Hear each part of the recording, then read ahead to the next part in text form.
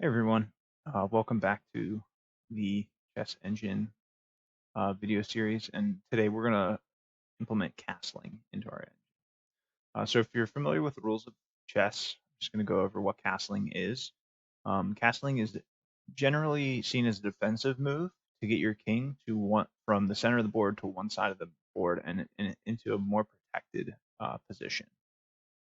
So the rules of castling, let's say that it is, I believe it's white to move now.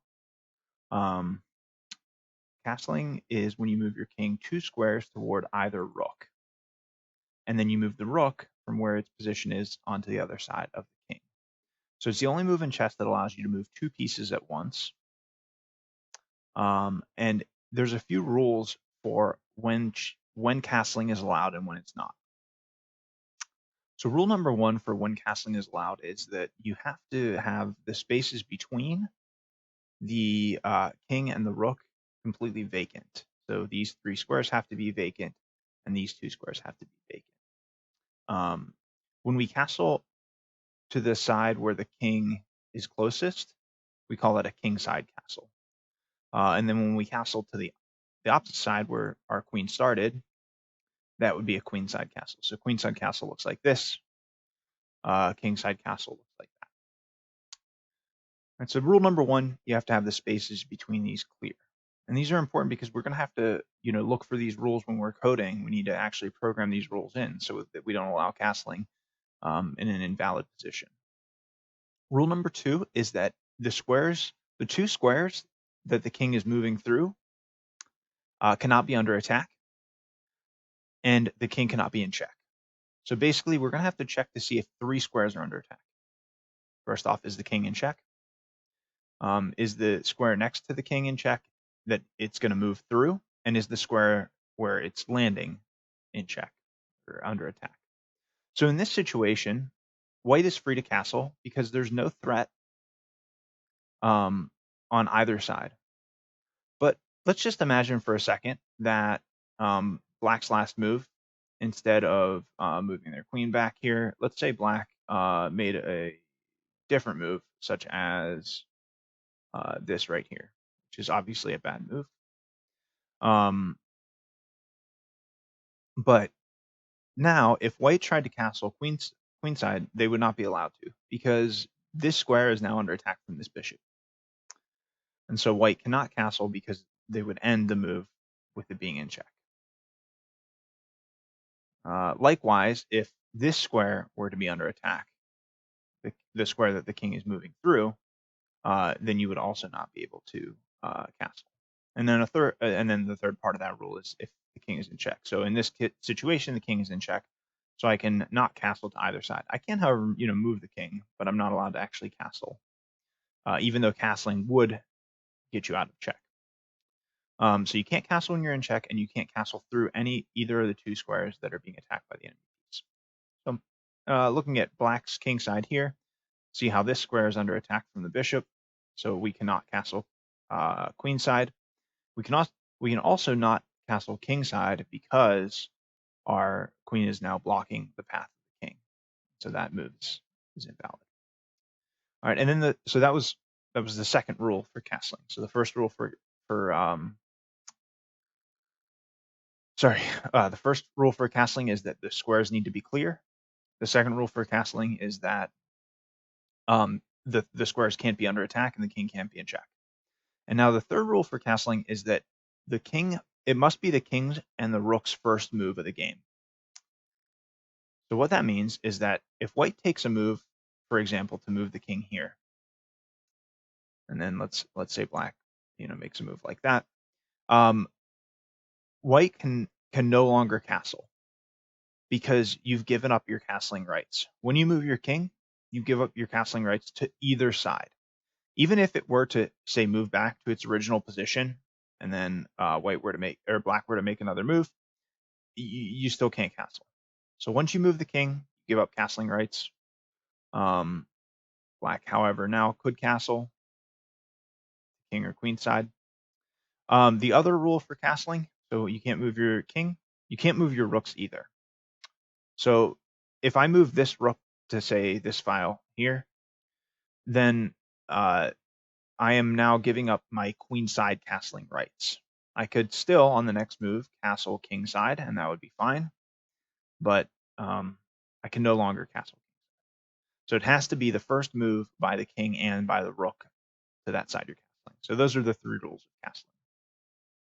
Hopefully that gives you an understanding of what castling is. And now we need to come up with a way of actually implementing it into our code. And there's a bunch of different ways to do this, but I think from how we have it so far, I think the easiest way to do this is actually to create a class for castling rights. You could potentially just with each move add in the castling rights for black kingside castling, black queenside castling, white kingside castling, and white queenside castling. Or if you were saving game states, you could actually save the game states as you go. Since we only ever have one game state and we're just saving the move log, we could pass castling rights to the move each turn. But I think this ends up being a decent amount of code that we'd have to change. If we did this from the beginning, maybe we could have done that because we could have actually programmed it in to include the castling rights, right away for each move. But we don't do that, and so I think it makes a lot of sense to make this a separate sort of attribute to our class, and that's how we're going to approach this. So what I want to do first and foremost is actually create a class called castling rights. There are basically 4 castling rights that we have to take into account. There's black kingside castle, white kingside castle, white queenside castle, and black queenside castle. So I think I just said all 4. I might have said the same one twice. So what I'm going to do, I'm going to make this class down below where move is. I'm going to call this class, and I'm just going to call this castle rights. And we're going to have our constructor here take in 4 parameters. We're going to call it white kingside, black kingside, white queenside, black queenside. There are 4 castling rights. And we're simply going to initialize each of them to their given fields, like we've done in classes before, just giving these each their given value. And you can organize this how you see fit. I'm just going to do it in this order of kingside and then queenside. So this class is basically just going to be a data storage for us to store the current state of our castling rights. And then we'll be able to update those when we make a king move or we make a rook move. And that's how we're going to deal with this. Okay. So now let's implement this into our game state. Now the game state itself is also going to have to keep track of it. So it's not enough to just keep track of it in a class here. We're gonna actually have to keep track of the current castling rights in some variable here. So we'll have our current castling rights be here, and this will be a castle rights, and we're just going to pass in true 4 times because we start the game and we can castle to any side at the beginning of the game. Now, this isn't if castling is possible. We still have to check those 3 rules I went over at the beginning of the video. This is just to say, have you broken any of those rules? Have you moved the rook? Have you moved the king yet? And that's what this is kind of for here. The other thing we're going to have here is we're going to have just kind of like we had a move log, we're going to have a castle rights log. And that way, when we undo a move, we know if that move was changing castle rights. And it's not clear enough to say like, oh, if it's a rook move, then it changed the castle rights for sure, because you don't actually know unless it was the first time that rook was moved. And so it's kind of unclear the first time that king was moved. It's kind of unclear, even if it's moving from its starting location. Maybe it already moved once and wound up back on its starting square. So this is the easiest way to keep track of it. And so we will simply start this with our current castling rights.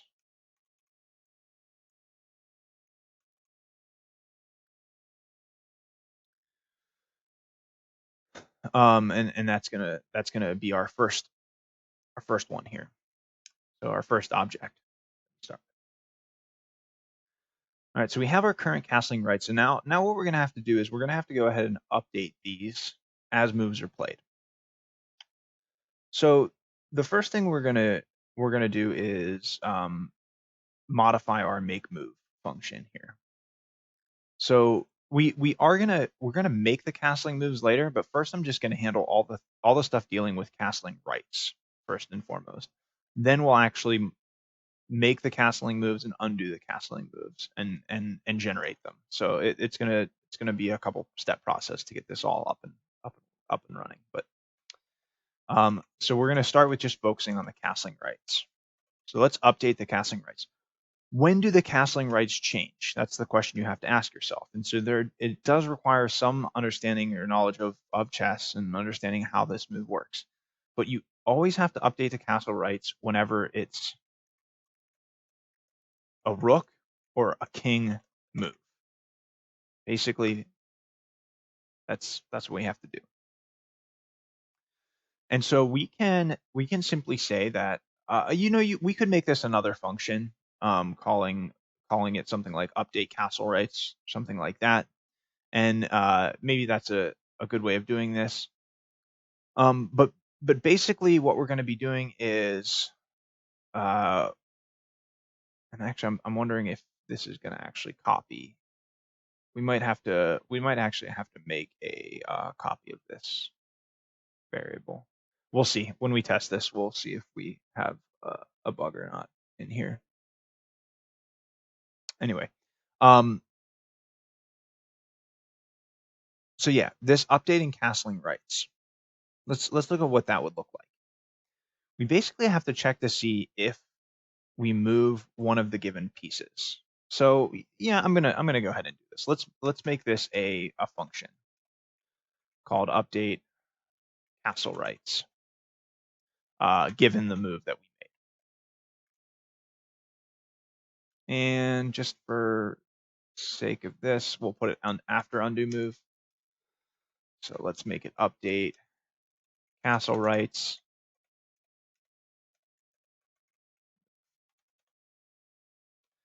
And again, like we could put this inside of that function, but we're just gonna try and organize things a little bit better, keep things in their own functions.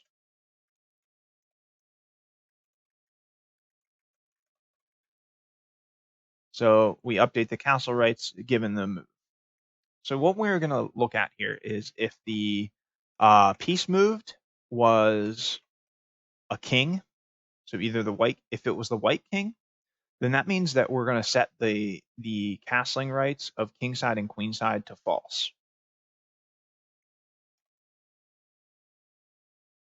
So if the person moved the white king, then that means that we're going to have to our current castling rights, and then our white queenside and white kingside are going to be set to false.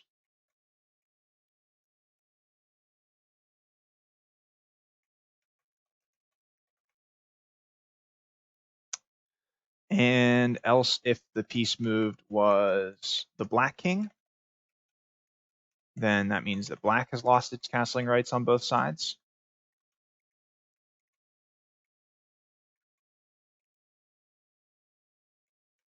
On both the black king side and the black queen side. And then we need to look at the rooks as well. So if the rooks have moved from their starting location, then we're going to set that to false. So if the piece moved was, let's say, a white rook, and then now we need to actually look and make sure we know which rook it was moved. So was it the rook on the right or was it the rook on the left? And so we're just gonna search for to see if it was the rook on the right and the rook on the left. And the other thing we're going to make sure of is that it's actually starting in the bottom right square or the bottom left square, because it potentially later on, you may move the rook on the right all the way to the left and then move that rook, and we don't want that to trigger this function. So we're really going to make sure that it's moving from that starting square. And so we're going to check, first of all, if the start row is equal to 7, because that's where the white pieces start. They start at the bottom row. So if it's on the starting row, and then if its starting column is 0, that means this is the left rook. And so that means that we're going to make our queenside castling rights. So our white queen side will be false. And then if the start column is 7, meaning it's the right rook as opposed to the wrong rook, then our white king side rights will be false. So that takes care of white rook moves, and then basically it's a very similar idea to our black rooks. So we can copy and paste this. If the piece move was a black rook, and then our starting row has to be 0. But same idea, if the starting column was 0, then that means that's the left rook, and then we update black queen side to false. And if the starting column was 7, that means it's the right rook, and we do black king side to false. Okay, so now I want you to understand what's happening here. We're updating the field of this object that we created.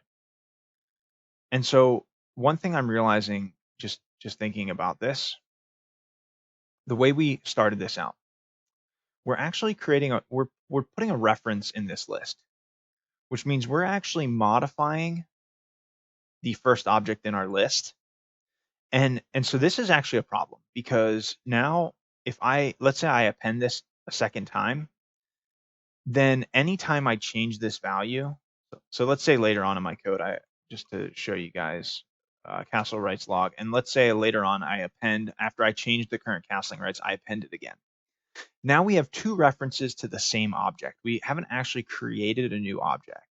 And so everything in our rights log, our castle rights log, is going to be the same exact castle rights. So it's not actually going to monitor when it was changed. And so this doesn't actually help us in terms of undoing. And so we actually have to copy the current castling rights into a new time. Each time we append, we actually have to make a copy of the current castling rights. And so how do you copy an object? Well, the easiest thing to do is just to create a new one. So instead of putting the reference to the object, let's actually create a new one here, where each parameter, instead of just putting true, true, true, true. Now we could, because it's the first one, we could just put true 4 times. But the easiest way to do this when we're later on appending it and we're not sure if they're all true would just be to grab the current castling rights for each of the 3. White king side, black king side. And so we're literally copying the values, the true and false values, to our new object that we're creating. And I'm going to go ahead and just put this on 2 lines so we can see it all there. So we have white king side, black king side, white queen side, black queen side. And let's see. So that this is actually going to copy it. And so now when I modify the original object, here I'm actually creating a new object with the same values of what I had before. And this is going to be how we actually copy the castling rights from what we're modifying in this function, which we're actually modifying the game state's current rights, and then to store it in a log that actually will keep track of those changes. So a little nuance there, but hopefully that makes sense and you can understand why that's happening. Okay, so I think we should be good now. Let's add in self here because we've made this a function. So update castling rights for the move, and that will call this function. Now we should be good to go. So we've got the castling rights updating given a when we make a move, and that's the first step. What happens if we undo a move then? So this is now the other kind of piece. Well, we have one more thing to do when we make a move. After we update the castling rights, we do want to basically repeat this line that I just wrote here, because we want to copy them and we want to append them into the list. So after we update the castle rights and we call that function, instead of doing this equals a list, let's go ahead and call the append function. So let's append this new castle rights object to our list. And this will now allow us to undo the move. And so let's look at what we have to do for undo. So for undoing the castling rights,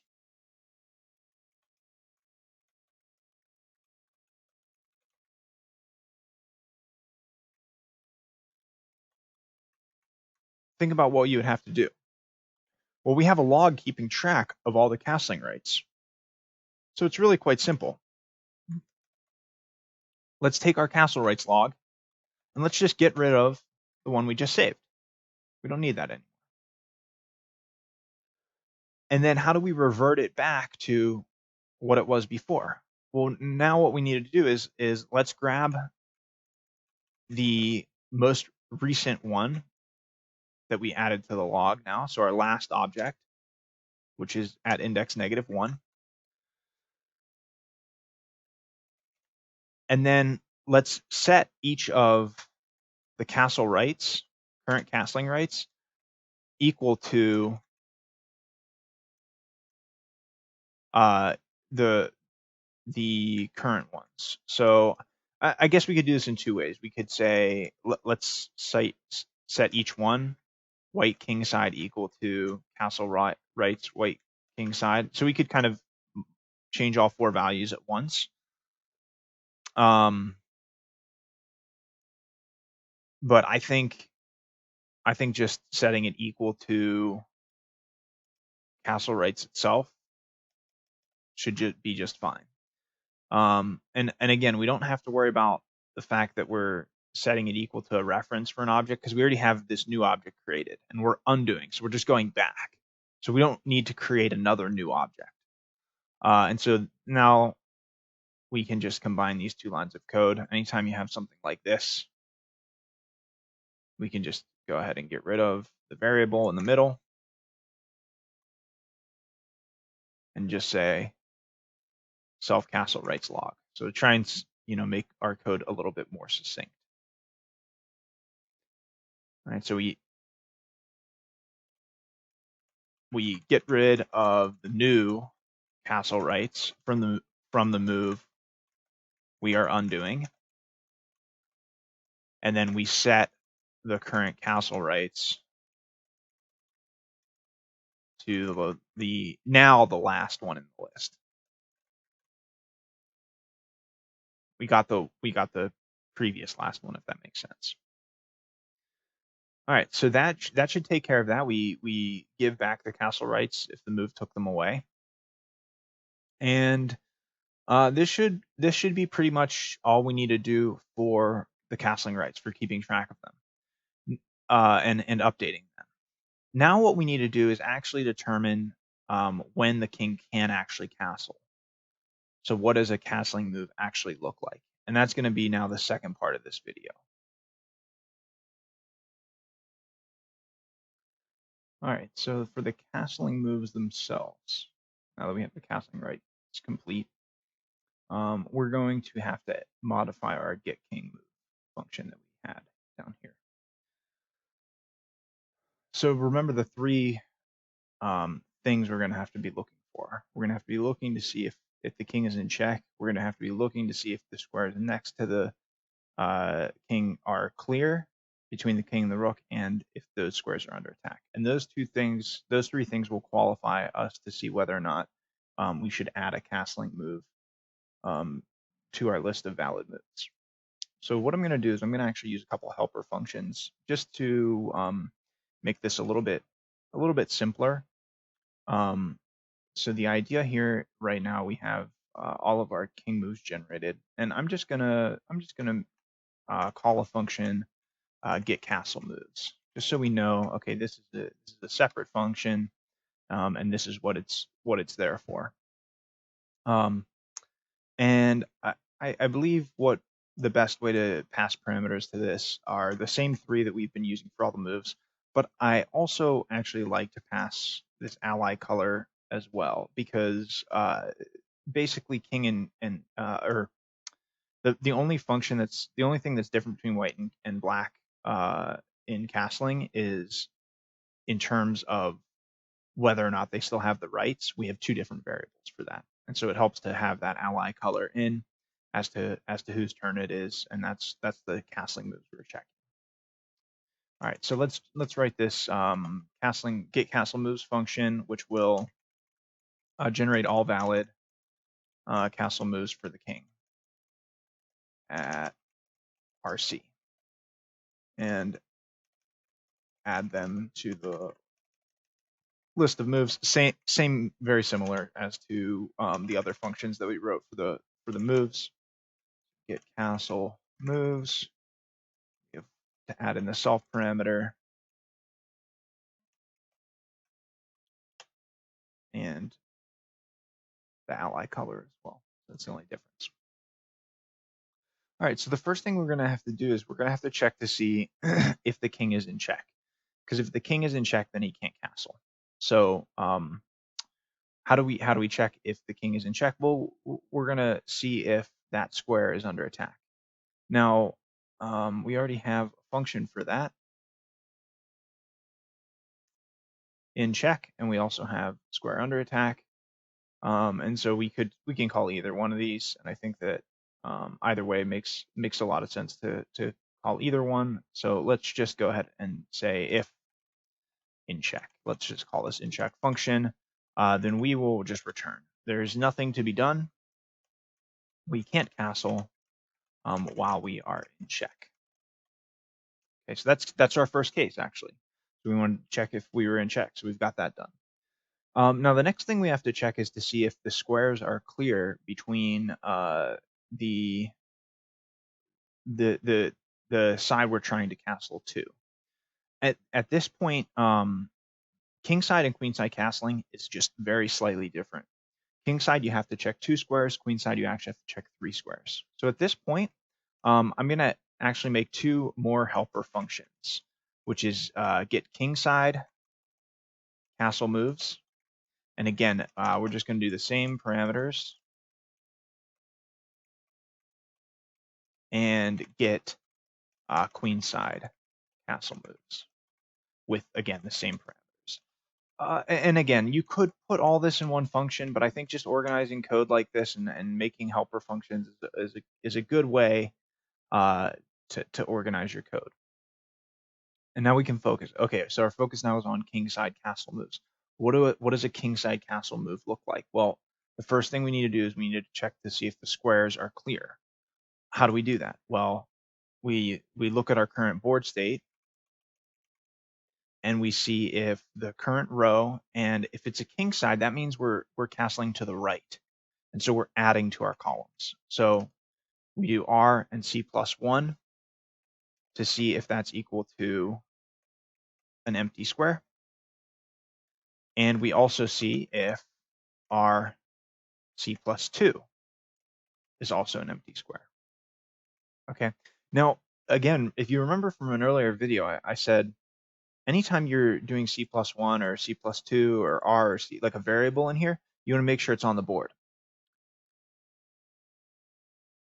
So we should maybe put in a check for that.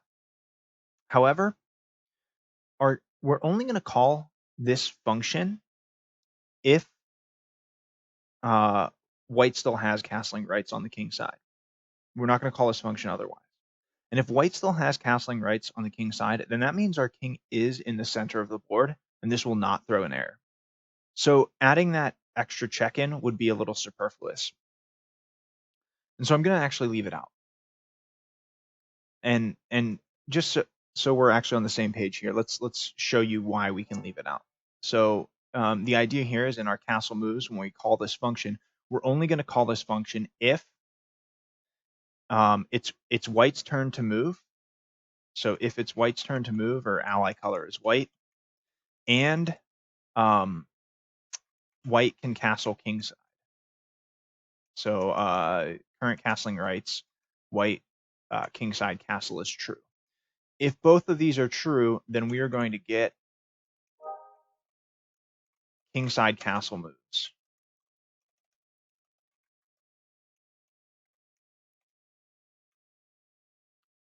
All right, so that's why, again, we know because this is still true. Because this is still true, we get into this function, and this is the only time we're going to get into this function. And this means that we don't need to call either of these two, or check whether these two are on the board. So hopefully that makes sense. But now, when else are we going to call this function? Well, we're also going to call it. So I'm going to actually group this together with the set of parentheses. We're also going to call it for the black king as well. So, or if it's not white's to move, and current castle rights, black king side is true. So we both check white and black for that, and then we'll call the king side castle move. So we're calling the function once for both white or black, depending on who's. Similarly for the queen side, and I don't want to put else if here because sometimes you can castle both king and queen side on the same turn, so we want to generate both of those possible moves. But the idea behind this line of code would be pretty much the same thing, except now we're checking the queen side for both black and white.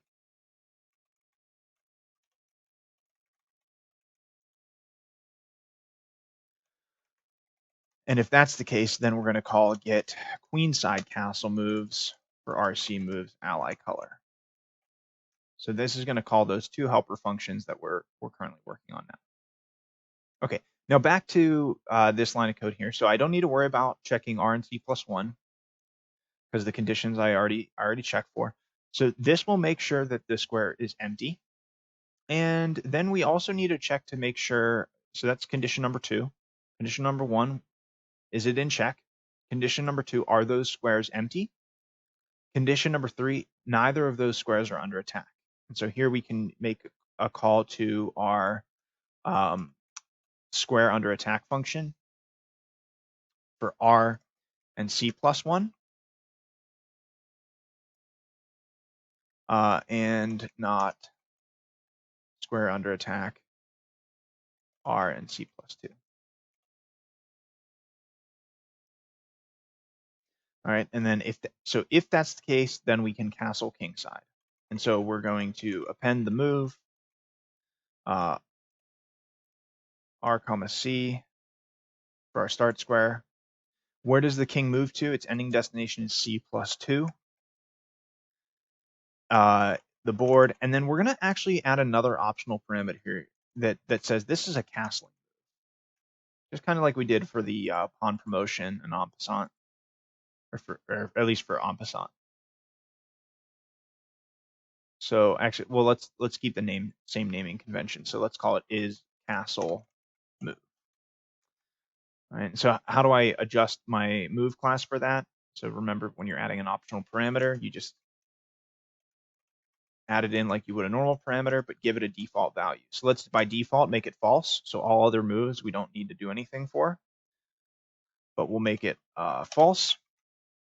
And then if it is a castle move, we have to just make sure that we keep track of that. So similar to how we did pawn promotion and en passant. So castle move, let's just say is castle move equals is castle move. So this again is just a flag for us to note. And now we can look at this when we're actually making the move. If it is a castle move, we need to know that not only are we moving the king, but we also have to move the rook. Right? So this will only generate valid castle moves, so we don't need to worry about the checks when we make the move. Okay. All right, so this looks pretty good now. So we've got this castling move for the king side. Now we got to do the queen side, and the queen side is going to be pretty similar here. I actually don't know. We might not need this ally color. There might be a bug that we have to look at for the square under attack to see. We may have to switch the color or something like that. So I'm going to leave this in for right now, and then we'll test it later, and we might be able to take this out. But we'll see later on. I actually have to see how it works out. All right, so now when we're castling queen side, we actually have to check all 3 squares between the king and the queen. So we're going to have to check this time C-1 and C-2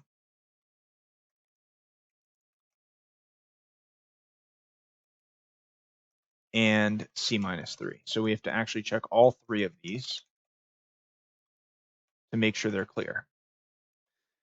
Then we have to check to make sure that at least the first 2 are not under attack. You actually don't need to worry about the third one being under attack because the king is not going to pass through that square.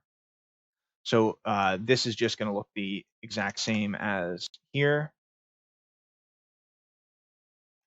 except now we're looking at C-1, C-2, and then we're adding the move R, C-2 for our castle. Okay, so now we've generated the castle moves and we've checked the 3 rules. Is it in check? Are the squares empty? And are the squares under attack? So now the final thing we have to do is make the castle move. So let's go up to our make move function here. And let's go ahead and check to see if it is a castle move. And because I've done this with en passant move and then update en passant, I'm going to actually add the castle move above it, just for sort of a little bit of logical flow here. All right, so what does this look like now? So if move is castle move, so we know that it's valid already. So we don't need to worry about checking the squares again or anything like that. We've already done that part.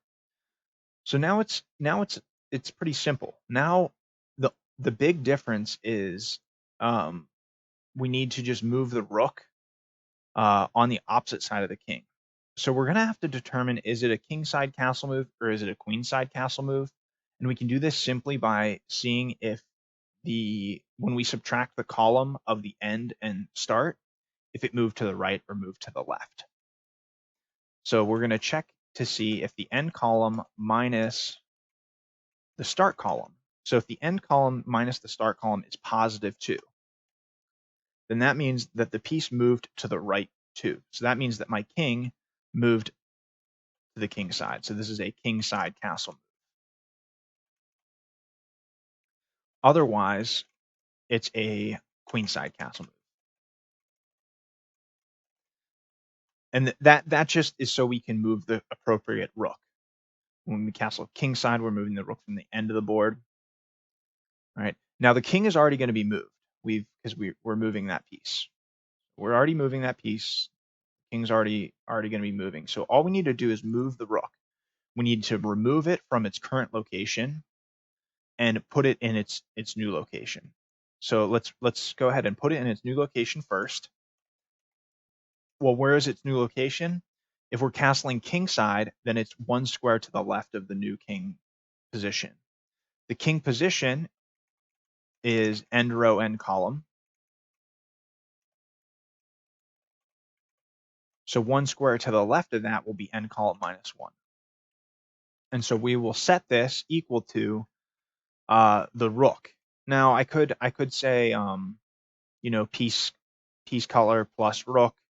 I'm just going to go ahead and grab the rook from its location, which I know is at end row, end column +1, because the rook was, as the king moves 2 squares toward the rook, as at its end location, the rook is 1 more square away from that.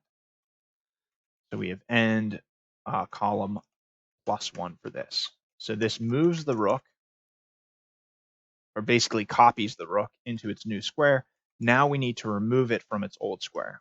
Its old square, we already got that. It's end row, end column +1, and then we'll just erase it. Erase the old rook. Okay, and a very similar idea for this next one. Feel free to try it on your own. For the queenside castling, it's a little bit different. So if you want to give that a try, go for it, and then I will show you my solution, or the correct solution for this. So again, we're focusing on end row, but now the end column of the rook, or where we're moving it, is one square to the right of the king. So we do +1, and we're going to grab the rook from its starting location, which was actually 2 squares. So this is the big difference. It's 2 squares away from where it started. When you castle, let's see. Oh, I got some errors. We're going to have to debug that later. Cool. When you so when you move on the queen side, right, there's 2 squares to the left that you're going to have to take care of from where the king is. So that's what that is. And now we have to move. So that moves it to its correct location, and now we need to basically erase it from that first square. So again, end row, end column -2, and this will be an empty square. All right, so this correctly makes the move now. And now finally, and this will be the last thing we have to do before we can debug it, we have to undo the castle move. So undoing the castle rights, undo the castle move. So if it is a castle move, then again, very similar thing to what we just did. Let's check to see if it's king side or queen side. So if the end column minus the start column is +2, then this means it's king side. And so we're going to now, how do we undo this move? We need to remove the rook. Oh, sorry, these should be, yeah, no, that's correct. End column, start column. So now to undo this, we need to remove it from its new location and move it to its old location. So the rook's old location, sort of the opposite of what we did up here, where this was its old location and we were moving it to its new location. So we're basically reversing these two. So now we're putting the rook back at end row, end column +1. So the rook goes back here. Well, what piece goes there? Well, where is it currently? It's 1 square to the left of the king. End row, end column -1. So this moves the rook back to its original position, and now we need to create a blank space where the rook was, which was end row, end column -1, empty space. All right, and then if it's a queenside castle, same thing that we did before. We start at end row, and this time we're going to end column -2. And that's going to be where we put the rook back. And the rook is currently, after we castle, queenside, the rook is 1 square to the left of the king. So we do end column +1 to grab that old rook, or grab the current position of the rook and set it back to its original position, and then again, take this location and set it equal to blank. All right, so that's it. That's for undoing it. Now, I think we are going to have a little bit of an error here from our inCheck function. So we maybe have to actually change this part here. So when we check inCheck, we're generating all the moves, and then when we generate all the moves, we generate castle moves, which is then checking if it's in check. And so we're getting infinite recursion here. And so instead of checking if it's in check, let's use the square under attack. So let's just do square under attack, RC moves, or just RC. And then we might still actually get into sorry, we might still have infinite recursion here. So we might have to put in a little bit of a flag here to make it stop. Yeah. Okay. So to understand what's happening here, let's look again at the way we generate check, right? Or the way we generate an attack. We actually generate all possible moves. When we generate all possible moves, we call king moves, which calls in check, or square under attack, which then generates all the moves. And so basically what we need to do is we need to take out castling moves from square under attack. And the reason why a castling move can never really be an attacking move. And so all we're going to do is we're going to modify our get all possible moves, which here calls get king moves. We're only going to call the king moves. We're not going to call the castle moves. We're only going to call the king moves. All right. So how do we go about doing this? Maybe stop and think about how you might try and do this. So hopefully a solution maybe you thought of would be, let's change where we actually calculate the castle moves. So instead of generating all the castle moves from the king moves down here, oh, I actually removed it already. But where we have this call to, get castle moves here,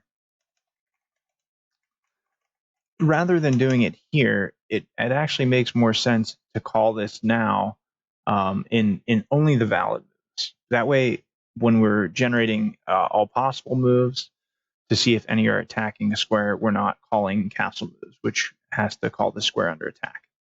So we actually separate castle moves from the king moves. Another thing I'm going to actually change here is I'm going to actually get rid of this ally color parameter. If you are doing it with the way that the more complicated move function, you actually will need this ally color with square under attack. But you don't need it for this one. So if you happen to use that in the other video, then you can keep this ally color here, and that will make this work. But if not, then you don't need it. So you can go ahead and get rid of it, which is what I'm going to do now. We're not using it for our particular method, so we don't care about that. So go ahead and get rid of it there. I'm going to get rid of it in the king side and queen side castle functions. Okay.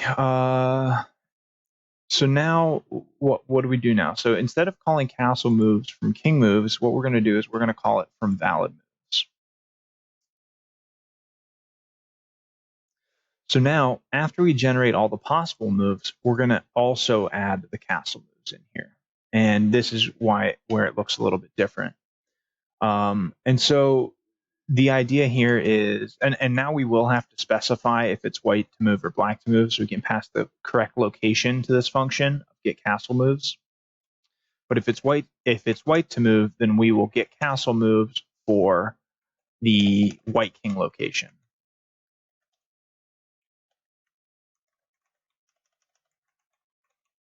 So we're just changing really the position or where we call this function from, so we can avoid the recursion that we were getting. And we'll pass moves to it, and then else it's black to move. So let's get castle moves for the black king location 0, black king location 1.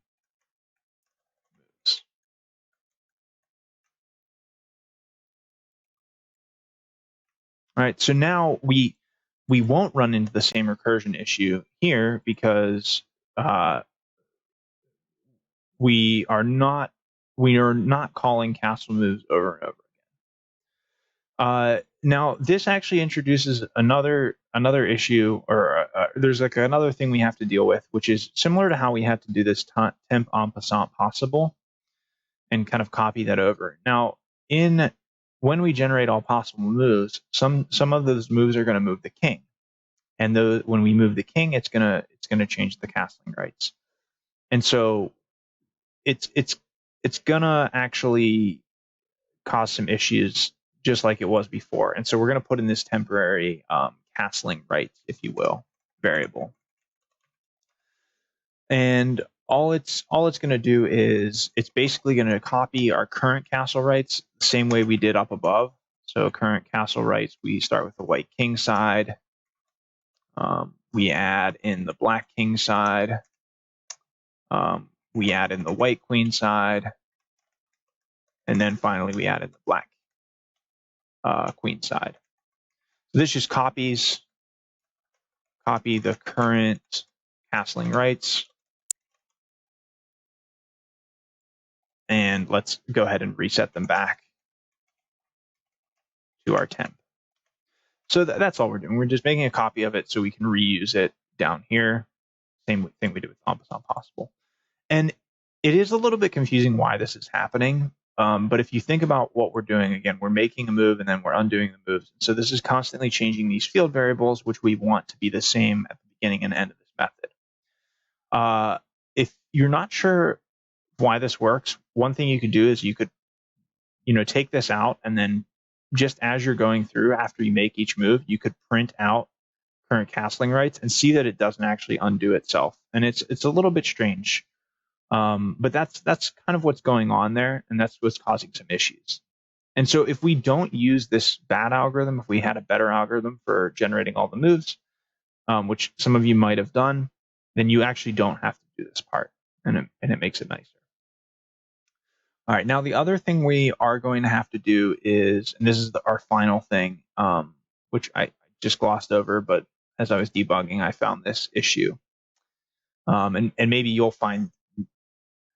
actually find this issue as well. So, typo here, black king side.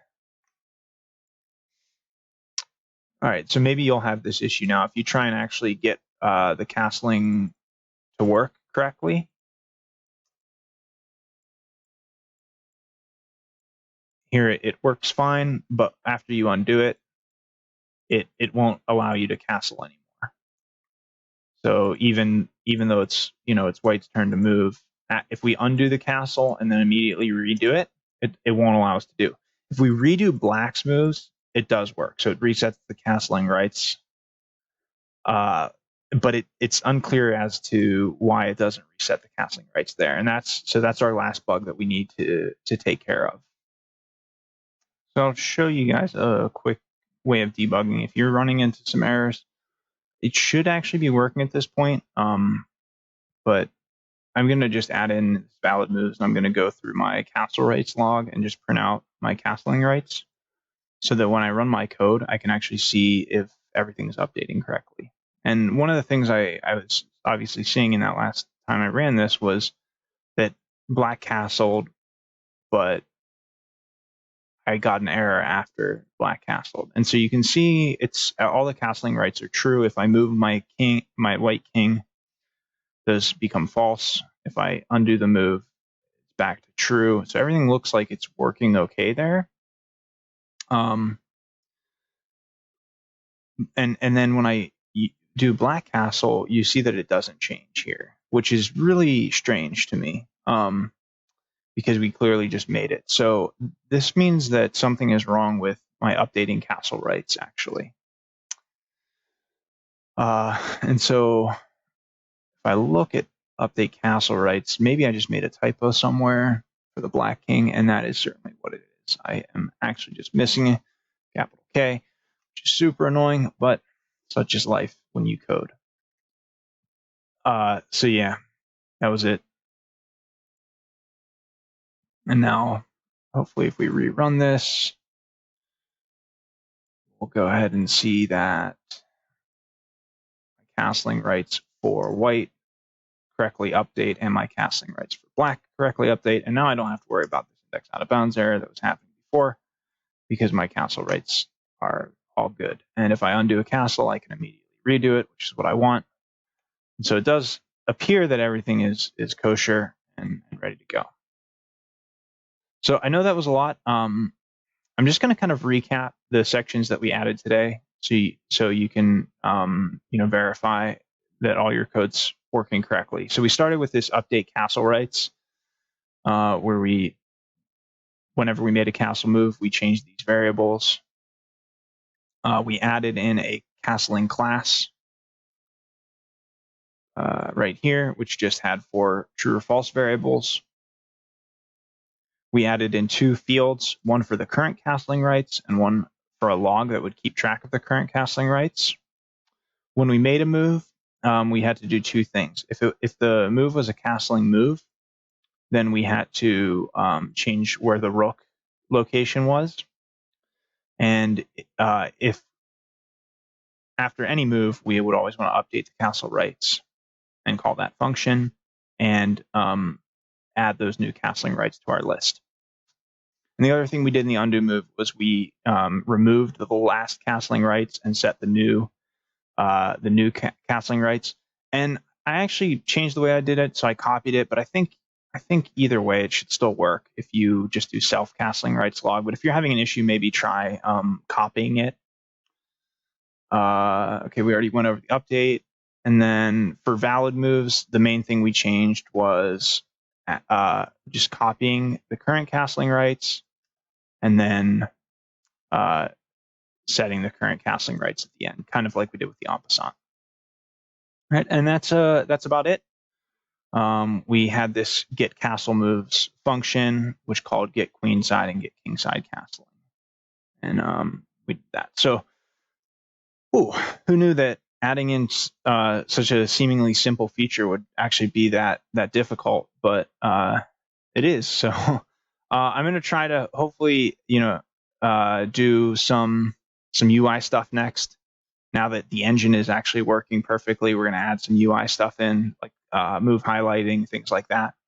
Then we'll get to the AI stuff. So we're almost there. And again, thanks for sticking around through this video. Sorry about the bumps, but sometimes that's the way coding is. You'll run into bugs, and you have to find a way to debug it. So I actually like to try to add in some of that into my videos, so you guys get to see how I would debug it whenever I run into an issue. So yeah, thanks for watching, and I will talk to you all soon.